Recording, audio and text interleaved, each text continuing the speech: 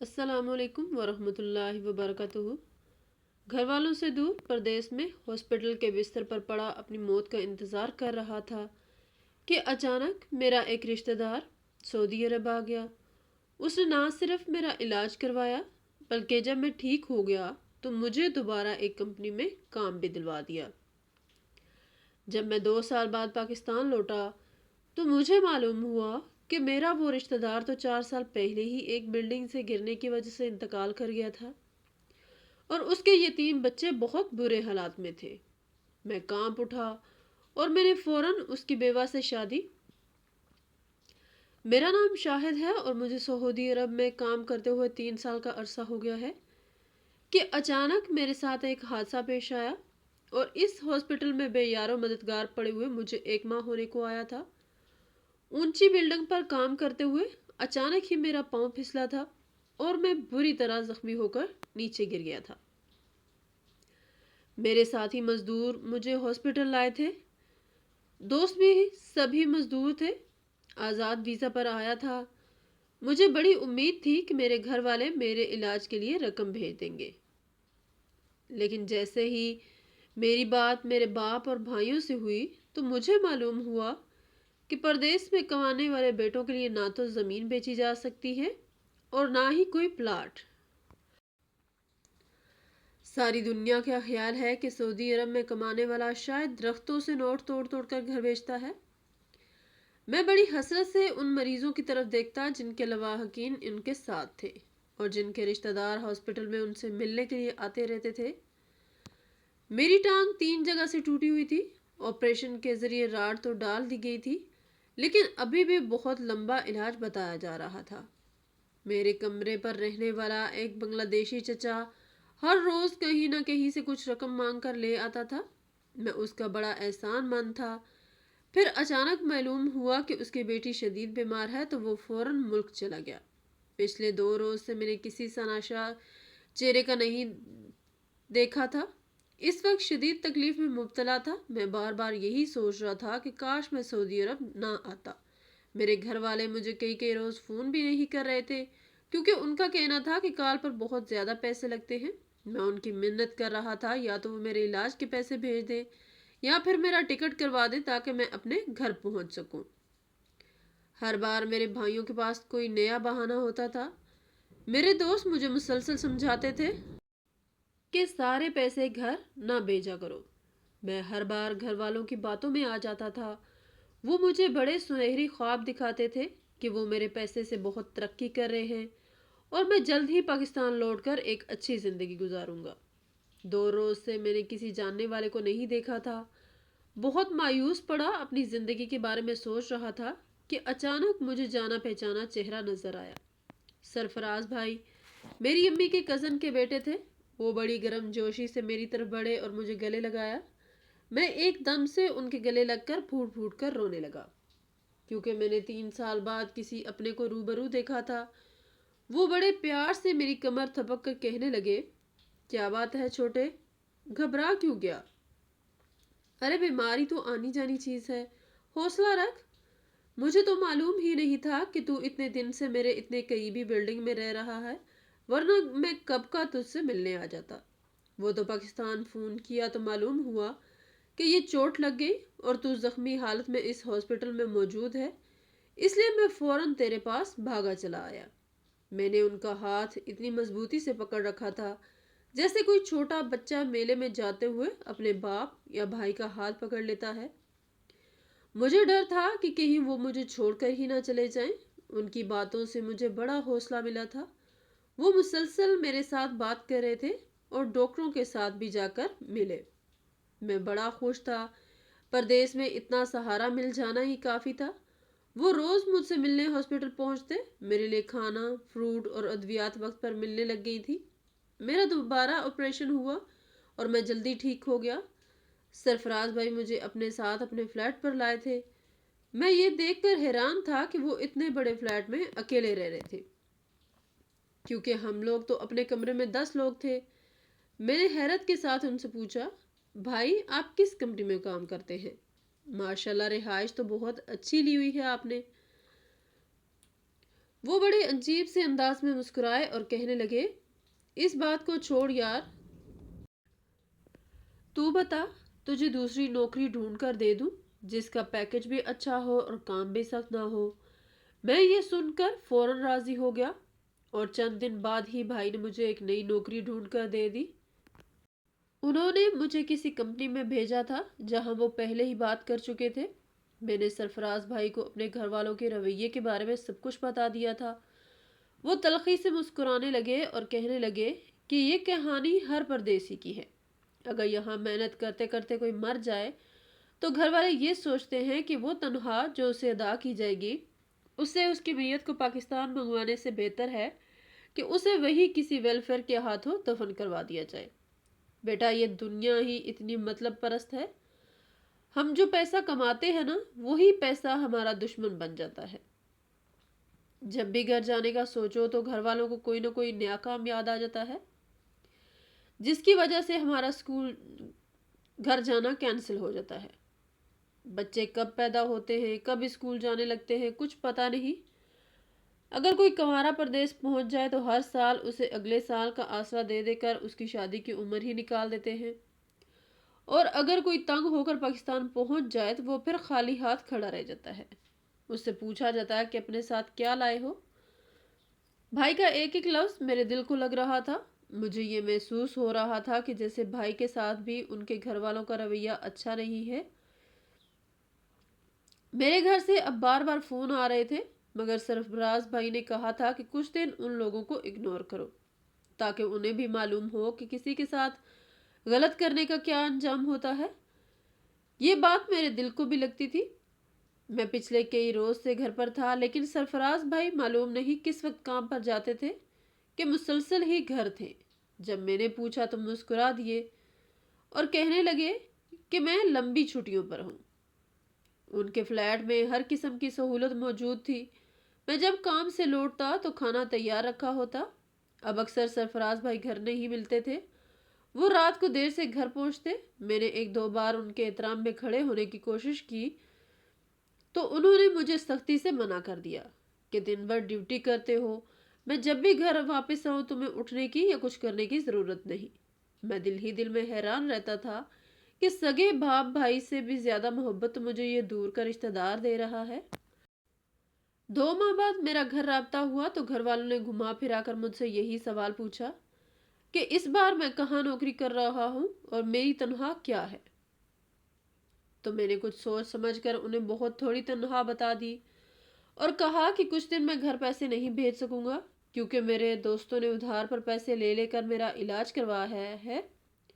مجھے اپنی اسی قلیل تنخواہ میں سے اپنا قرض بھی اتارنا ہے۔ یہ سن کر میری اماں اور بھائیوں کا باقاعدہ موڈ خراب ہو گیا اور میں نے بھی سلام دعا کر کے فون بند کر دیا۔ دل ہی دل میں نے خدا کا شکر ادا کیا تھا کہ سرفراز بھائی نے مجھے مل کر اچھی خاصی دنیا داری سکھا دی تھی۔ اب پاکستان سے مجھے فون بھی نہیں آتا تھا۔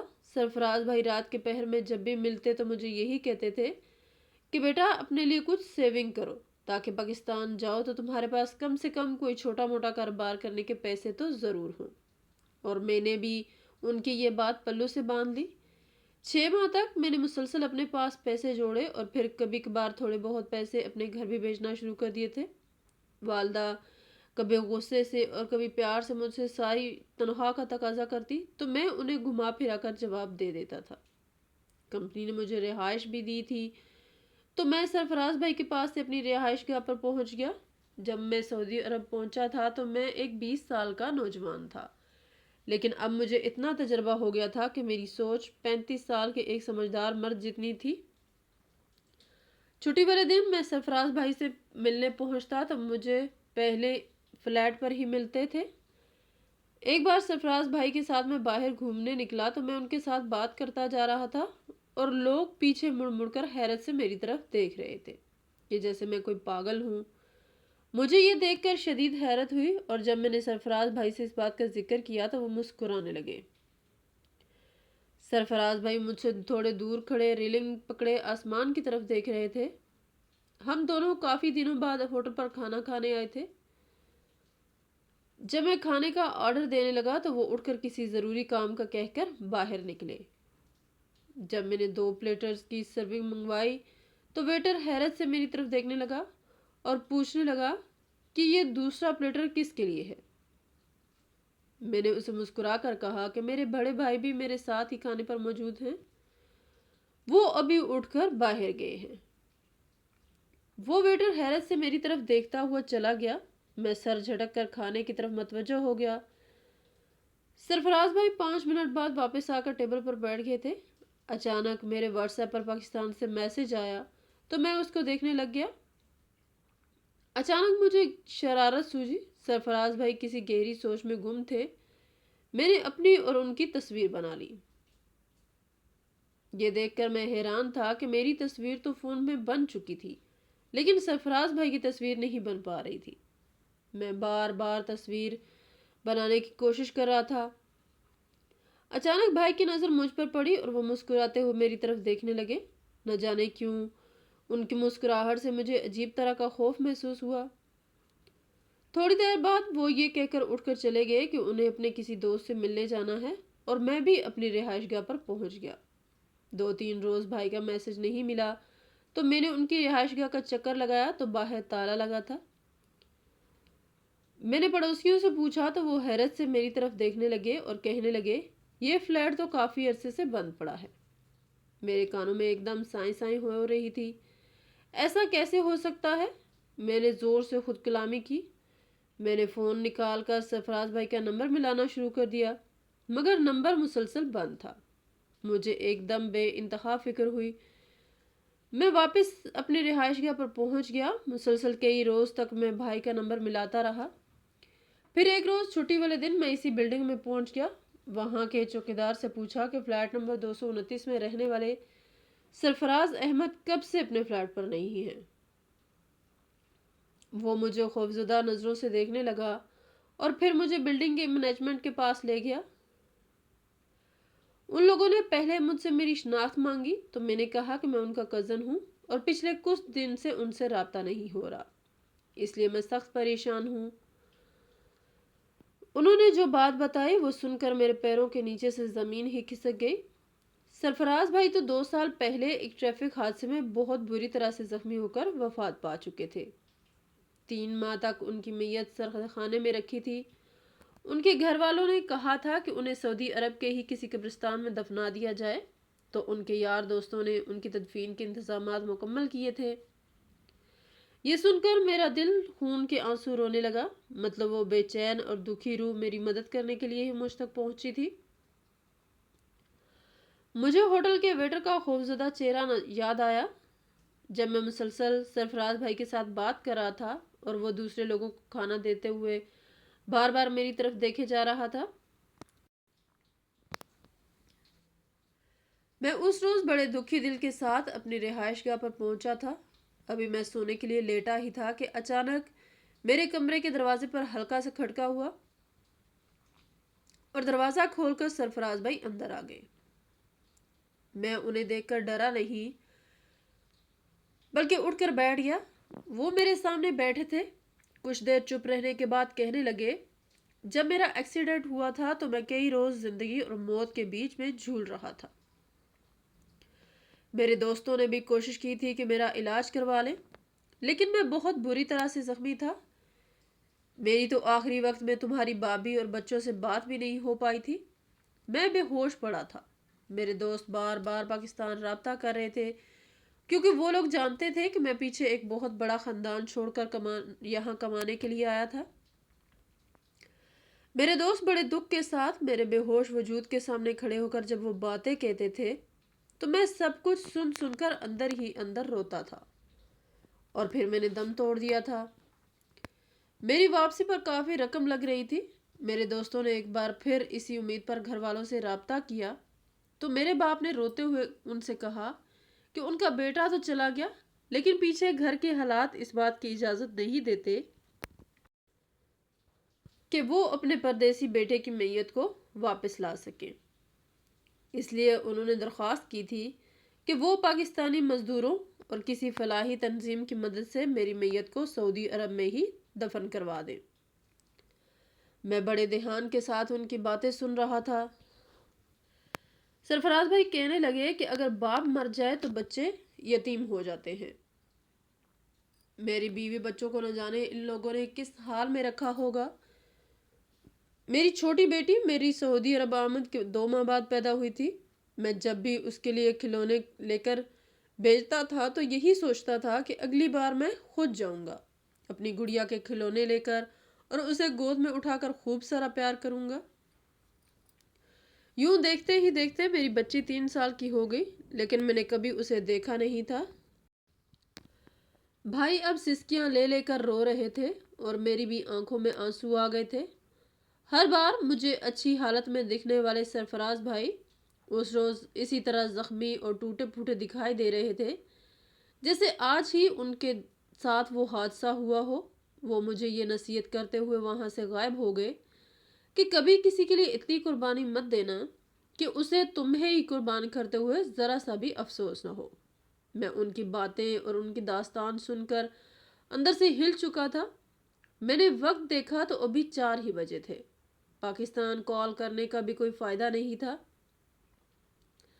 میری طبیعت بہت عجیب ہو رہی تھی۔ اگلے روز میں نے چھٹی کر لی اور دن کے وقت جب گھر فون کیا تو میں نے بہانے سے امی سے پوچھا کہ ان کے کزن کے بیٹے سرفراز بھائی کا کچھ اتا پتہ معلوم ہے؟ تو وہ میری طرف دیکھ کر کہنے لگی کہ بیٹا تم کیوں پوچھ رہے ہو؟ اس کا تو 2 سال پہلے بہت بری طرح سے ایکسیڈنٹ ہوا تھا، کچھ روز ہاسپٹل میں تھا اور پھر فوت ہو گیا۔ اس غریب کی تو میت بھی پاکستان نہیں لائی جا سکی تھی۔ اور پھر فائزہ باجی نے بھی بہت غلط کیا، دلہن کو اس کے بچوں سمیت گھر سے نکال دیا تھا۔ دلہن کے باپ اور بھائی نے کوشش کی تھی کہ وہ سرفراز کے حصے میں سے کچھ حصہ تینوں بچوں کے نام کر دیں، لیکن باجی اور بھائی نے ایسا کچھ نہیں ہونے دیا تھا۔ مجھے اب سعودی عرب میں کام کرتے ہوئے 6 برس ہونے والے تھے۔ میں نے اپنے پاس اتنے پیسے جمع کر لیے تھے کہ پاکستان پہنچتے ہی اپنے لیے ایک اچھا سا کاروبار کر سکوں۔ یہاں کی سخت محنت اور اکیلے پن نے مجھے اندر سے کھوکھلا سا کر دیا تھا۔ میں نے ابا اور اماں سے بات کی کہ میں پاکستان واپس آنا چاہتا ہوں تو ان کا رویہ مجھ سے بہت سخت ہو گیا اور وہ مجھے کہنے لگے کہ کیا فائدہ ایسی جوان اولاد کا جو ماں باپ کے بڑھاپے کا سہارا نہ بن سکے اور ان کی ذمہ داریاں پوری کروانے میں ان کی مدد نہ کر سکے۔ اگر تم باہر رہتے ہو تو یہ کیوں نہیں سوچتے کہ تمہارے گھر والوں کے کتنے مسئلے مسائل ابھی حل ہونے باقی ہیں؟ ساری دنیا کے بیٹے ہی دور پردیس میں کما رہے ہیں، کوئی بھی تمہاری طرح ہمت ہار کر گھر والوں کو پریشان نہیں کرتا۔ اماں ابا نے مجھے سخت سست باتیں سنائی جنہیں سن کر میرا موڈ بہت زیادہ خراب ہو گیا تھا اور میں نے بنا کوئی جواب دیے ہی فون رکھ دیا تھا۔ میں دل ہی دل میں پختہ ارادہ کر چکا تھا کہ مجھے کیا کرنا ہے۔ میں نے مزید 6 ماہ یہاں رہ کر اپنے ہاتھ مضبوط کیے اور ایک دن بنا بتائے ہی پاکستان جانے کی تیاری کر لی۔ جس روز مجھے پاکستان جانا تھا اسی روز رات کو پھر سے سرفراز بھائی میرے پاس آئے تھے۔ ان کے پاس ایک چھوٹا سوٹ کیس تھا۔ انہوں نے میرے سامنے رکھتے ہوئے کہا کہ شاہد تمہارے پاس میری امانت ہے، جیسے ہی پاکستان پہنچو تو اپنی بھابھی اور بچوں سے مل کر یہ انہیں دینا، اور پھر مجھ سے گلے مل کر رخصت ہو گئے۔ آج ان کی آنکھوں میں بے تحاشا درد تھا۔ ایئرپورٹ پر جب سوٹ کیس کو کھولا گیا تو اس میں بچوں کے لیے کھلونے، کپڑے اور بھابھی کے لیے تحفے تو آئے تھے۔ وہ رات کو مجھے ایک بھاری رقم بھی دے کر گئے تھے جو شاید انہوں نے پاکستان جانے کے لیے جمع کر رکھی تھی۔ میں جب ویٹنگ روم میں بیٹھ کر اناؤنسمنٹ کا انتظار کر رہا تھا تو سرفراز بھائی سفید کپڑوں میں میرے برابر میں ہی بیٹھے ہوئے تھے اور ہم دونوں ایسے بات کر رہے تھے جیسے 2 عام انسان کرتے ہیں۔ اس روز مجھے سعودی عرب کی زمین سے رخصت کرنے والا کوئی انسان نہیں تھا، بلکہ ایک دکھی باپ اور مظلوم شوہر کی روح تھی۔ میں جب پاکستان پہنچا اور میں نے رات کو اپنے دروازے پر دستک دی تو سبھی لوگوں کے منہ حیرت سے کھلے کے کھلے رہ گئے۔ اماں ابا نے مجھے گلے لگایا اور حیرت سے پوچھنے لگے کہ بیٹا تم نے واپسی کے بارے میں کسی کو بتایا بھی نہیں؟ تو میں نے عجیب سے انداز میں مسکرا کر کہا ابا اگر بتا دیتا تو اب یہاں نہ ہوتا۔ ہر بار کی طرح کوئی نہ کوئی مجبوری سنا کر مجھے سعودی عرب نہ چھوڑنے پر مجبور کر دیا جاتا رہا۔ وہ چھوٹا سوٹ کیس جو سرفراز بھائی کی امانت تھا میں نے خاص طور پر اپنے سامنے ہی کمرے میں محفوظ رکھا۔ میری بہنوں اور بھابھیوں کی نظر مسلسل اسی پر گڑی تھی۔ انہیں لگتا تھا کہ میں ان کے لیے باہر سے کچھ خاص تحفے طائف لایا ہوں اور جیسے ہی میرا موڈ ٹھیک ہوگا وہ میں انہیں سونپ دوں گا۔ لیکن میں جانتا تھا کہ مجھے جلد از جلد یہ امانت ان کے مالکان تک پہنچانی ہے۔ گھر والوں کا رویہ کچھ خاص اچھا نہیں تھا۔ میں تیسرے روز ہی سرفراز بھائی کے گھر جا پہنچا۔ دیکھا تو اچھا خاصا مکان بنا ہوا تھا، 2 گاڑیاں بھی کھڑی تھی۔ خالہ بڑی محبت سے ملی اور کہنے لگی میری نسرین سے کچھ دن پہلے بات ہوئی تھی، اس نے تو تمہاری واپسی کا نہیں بتایا تھا۔ خیر ہے اچانک ہی واپس آ گئے ہو۔ میں نے کہا خالہ پردیس میں زندگی کاٹنا بہت مشکل ہے، اور ویسے بھی میرا ایکسیڈنٹ ہوا تو مجھے میرے سارے دوستوں نے یہی مشورہ دیا تھا کہ اس بار اللہ نے تمہاری جان بچا دی ہے، جیسے ہی ٹھیک ہو جاؤ تو کچھ عرصہ کما کر گھر واپس جانا، یہیں پر کوئی چھوٹا موٹا کاروبار کروں گا، اب واپس نہیں جاؤں گا۔ میرے ایکسیڈنٹ کا سن کر ان کے چہرے پر ایک لمحے کے لیے کوئی سایہ سا لہرایا تھا، شاید ماں کا دل تھا اپنے بیٹے کی یاد نے ستا۔ میں نے ان سے سرفراز بھائی کا افسوس کیا تو وہ منہ پر دوپٹہ رکھ کر رونے لگی اور کہنے لگی جوان بیٹا تھا، گھر کی ضرورتیں پوری کرنے کے لیے پردیس گیا تھا، بہت محنت کی اس نے وہاں پر، یہاں پر تمہارے خالو نے اس کے پیسے سے کاروبار کر لیا تھا۔ اللہ نے بڑا احسان کیا کہ بچوں کے سر پر چھت بھی اپنی ہو گئی اور کاروبار بھی بہت بہتر ہو گیا۔ جس وقت سرفراز کا ایکسیڈنٹ ہوا اس وقت سارا پیسہ پھنسا ہوا تھا۔ ہم نے بڑی کوشش کی کہ اسے اپنے دیش کی مٹی میں ہی دفن کر سکے، لیکن ایسا نہیں ہو سکا۔ میں غور سے بیٹھ کر ان کے چہرے کی طرف دیکھ رہا تھا۔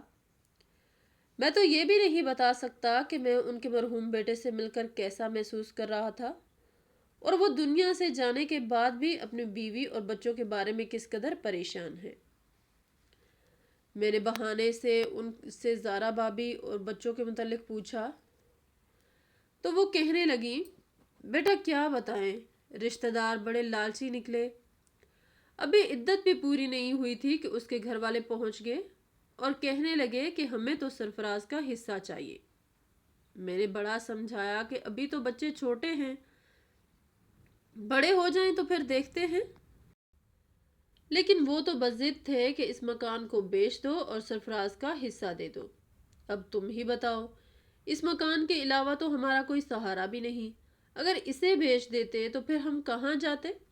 بس اسی بات پر کچھ تلخی ہوئی تو تمہاری بھابھی بچوں کو لے کر فوراً میکے چلی گئی، اور وہ لوگ تو بس اسی کوشش میں ہیں کہ کچھ نہ کچھ کر کے یہ مکان بک جائے اور وہ رقم اس کے باپ اور بھائی ہتھیا لیں۔ ارے ابھی تو زہرا جوان ہے، میں اسے سرفراز کا حصہ دے دوں اور وہ کل کو کسی غیر کے ساتھ شادی کر کے اس کے بچے رول دے تو پیسے تو سارے ان کے نانا اور ماما ہڑپ کر لیں گے، بچوں کا کیا فائدہ ہوگا؟ وہ بڑے جذباتی انداز میں مجھے یہ سب بتا رہی تھی تو میں نے بڑے افسوس کے ساتھ ان کی طرف دیکھا اور سرفراز بھائی کا چہرہ ایک دم میرے ذہن میں آ گیا۔ وہ مجھے کھانے کے لیے روکتی رہ گئی لیکن میں فوراً وہاں سے اٹھا تھا۔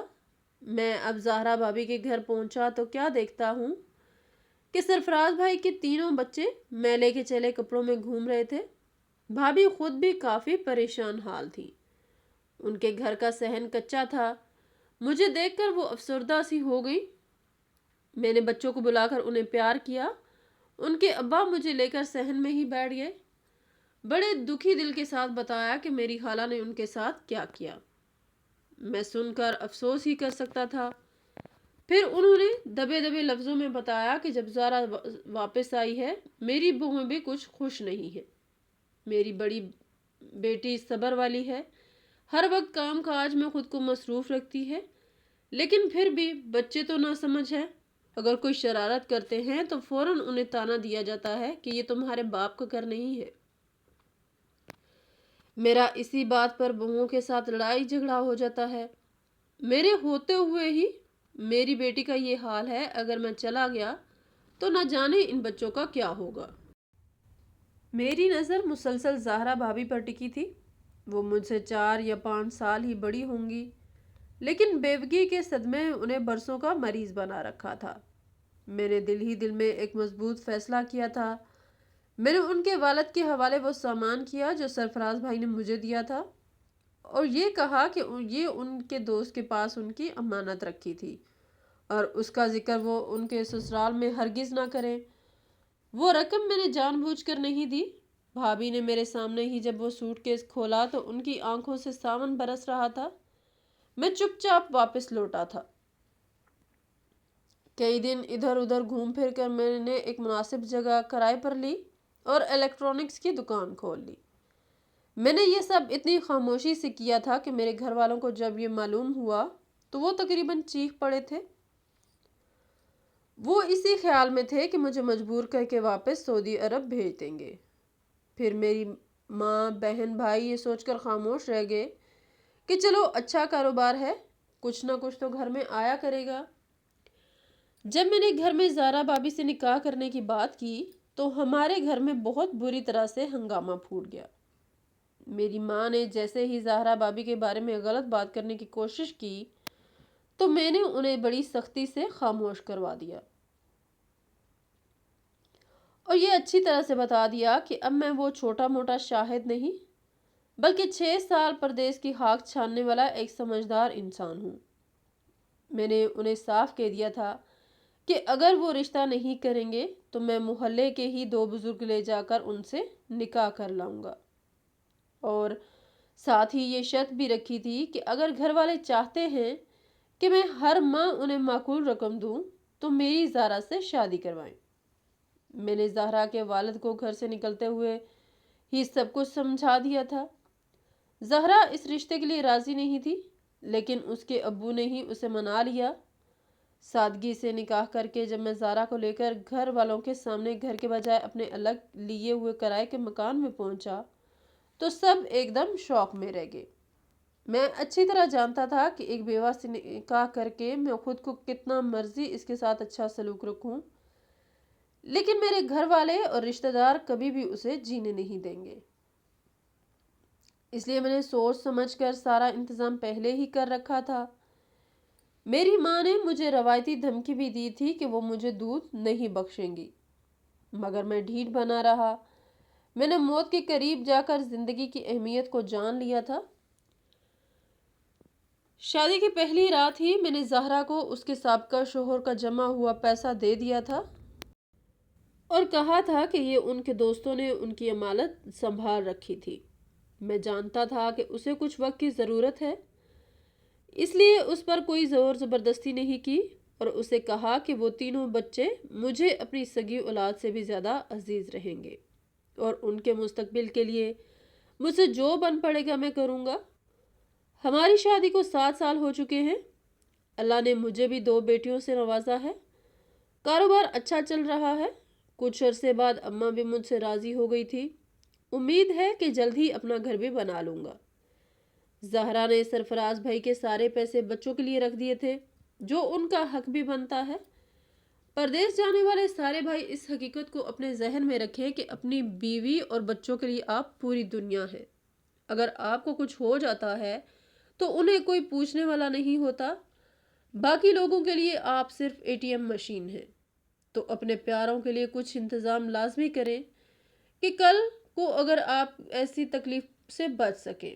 ناظرین، ہماری آج کی کہانی آپ کو کیسی لگی؟ کمنٹ باکس میں اپنی رائے کا اظہار کرنا مت بھولیے گا، اور اگر آپ ہمارے چینل پر نئے ہیں تو چینل کو سبسکرائب کرنا مت بھولیے گا۔